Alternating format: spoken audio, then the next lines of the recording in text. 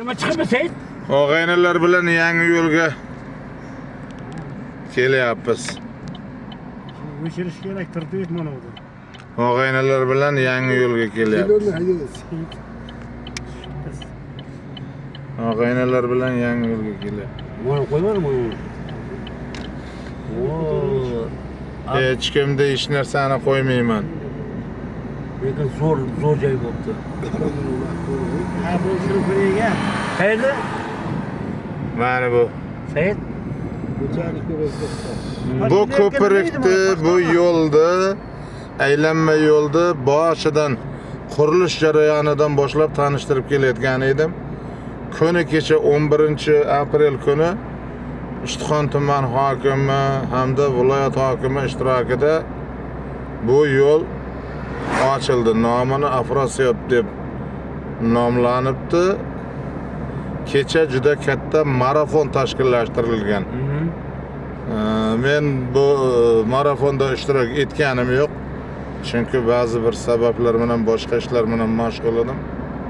Bugun meni jo'ralarim bilan olib kelyapman. Zo'r. Bu yo'lda yurmaganlik lekin Sayt. Bu aynan ana shu Ishtixonga kirmasdan aylanib o'tib ketadigan aylanma yo'l. Mana shu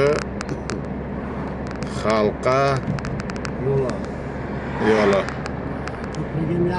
Hozir Ishtixonda texnika, og'ir texnikalar qatnovi kamaygan, tirbandliklarni olingan.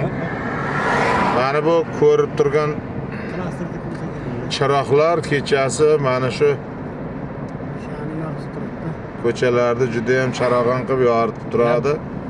Bunga hali oqshom ham yurib ko'rsatib o'tamiz. Bu hozir Oqdaryo daryosining ustiga kirib kelyapmiz, yaqinlashib kelyapmiz. Mana bu ko'prik, o'sha sharlar kecha ilingan, bayroqchalar ilingan joy mana shu ko'prik bo'ladi. Uzun ko'prik bo'libdi lekin. Mana shu ko'prik. Juda ham chiroyli qurilgan. Zo'r. Ishtixon uchun juda ham qulaylik katta bo'ldi bu Ishtixon uchun.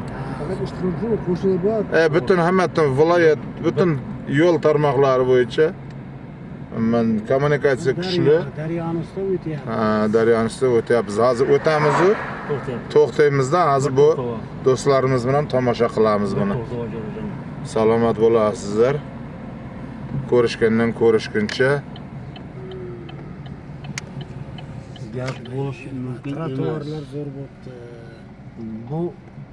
Bu qishloq qaysi qishloq? Ko'tara.